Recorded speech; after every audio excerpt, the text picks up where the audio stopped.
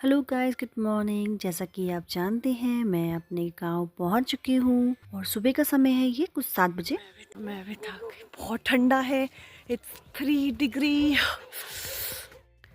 मेरी मम्मी रात भर नहीं सोई, बार बार मेरा व्हाट्सएप पे लोकेशन ट्रैक करती रही और सुबह जब मैं पहुंच गई मॉर्निंग में 7 o'clock तो मुझे लेने के लिए आई और वो मेरा भाई जा रहा है मेरा लगेज लेके, क्योंकि पर्णिका मेरे पास थी। इस समय पे मुझे बहुत नींद आ रही थी क्योंकि रात भर नहीं सोई थी। यह सनराइज, सुबह हम पहुंच गए अपने गांव और ये देखिए पड़ रखा है पाला खेतों में। ये हमारे पड़ोस की अम्मा का खेत है जिसमें ये मूली का साइज देखिए, जबरदस्त। लेकिन बंदरों ने अटैक किया आज मॉर्निंग में। हाय बुबू, बुबू इधर इधर इधर प्रणाम। हाँ,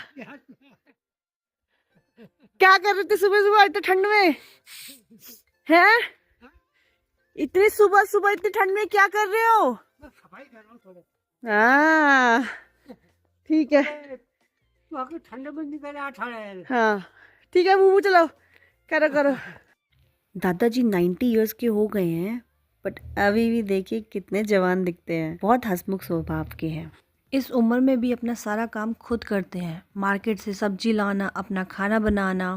भाई समझ नहीं आता इतनी ताकत आती कहाँ से है इनको। मुझसे तो ठंड बिल्कुल बर्दाश्त नहीं होती। फिर मम्मी ने मेरे को दी गर्मा गर्म चाय और नहा धो के हम लोग चले गए मंदिर के लिए, जहाँ पे जागर लग रही थी और मंदिर हमारा ऊपर जंगल में था। गाइस हम लोग जा रहे हैं ऊपर जागरी देखने के लिए। सब नहा लिए, भरत को भेज दिया। पीछे आ रही मेरी बुआ मम्मी। भाई बुआ के आने का फ़ायदा तो हुआ है, गर्मा गर्म नाश्ता, लंच, डिनर सब मिल रहा है।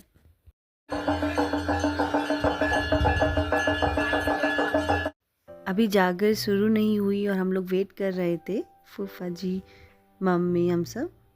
और ये धीरे धीरे गांव के लोग इकट्ठा हो रहे हैं और हमारे ही नहीं, आस पड़ोस के 4-5 गांव के लोग भी आते हैं। ये लग रही है सैमदेव की बैसी, जो कि हमारे गांव में, जो मेरा मायका है वहाँ पे 45 इयर्स के बाद लग रही है। और लकीली इस बार मैं उसे अटेंड कर पाई। मैंने अपने बेटे की बधाई दी गांव वालों को और बेटी होने की तिकोनी दी।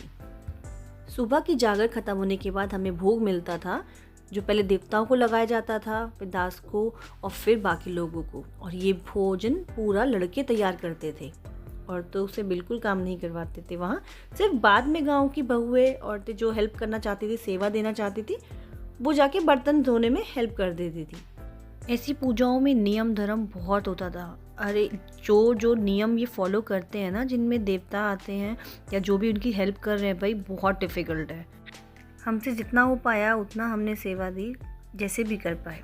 शाम को बुबू का समय हो गया था तो उन्होंने सिगड़ी जलाई और हम सब चाय के मज़े लेते लेते आग ताप रहे थे, क्योंकि ठंडा बहुत हो जा रहा था। रात को हवा भी चल रही थी।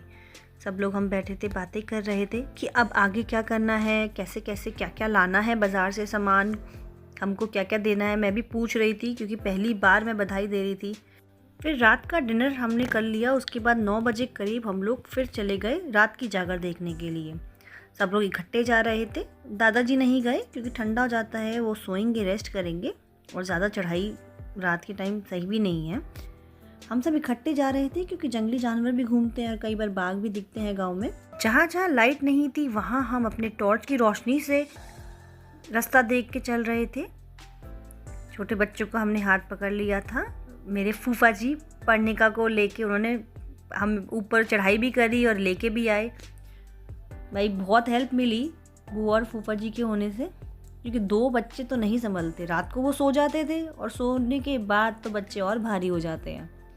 फूफा जी ने पर्णिका की रिस्पॉन्सिबिलिटी ली, मेरी बुआ उसको खाना खिला रही थी, उसको टाइम टाइम पे पानी पिला रही थी, और मैं तो भाई फुल मज़े में इतना आराम किया ना, बता नहीं सकती।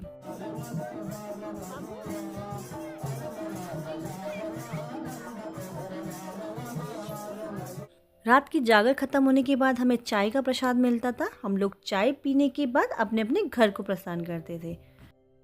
हम लोगों के लिए तो बहुत नया एक्सपीरियंस था ये।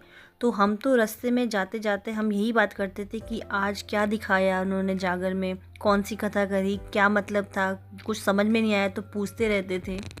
फिर हम लोग अपने घर पहुँचे और ये देखिए पावनी को फूफा जी ने कितने प्यार से पकड़ा है। सो गई थी वो, ठंड ना लगे करके। मेरी बुआ तो थक गई भाई, सुबह घर का काम करती हैं, खाना वाना हमें बुआ ही खिला रही थी। और ये मेरा भाई भरत को लेके आया, भरत भी सो गया था। आप लोगों से हम फिर मिलेंगे नेक्स्ट व्लॉग में। टिल देन बाय बाय, अपना ध्यान रखिए। जय उत्तराखंड, जय देवभूमि।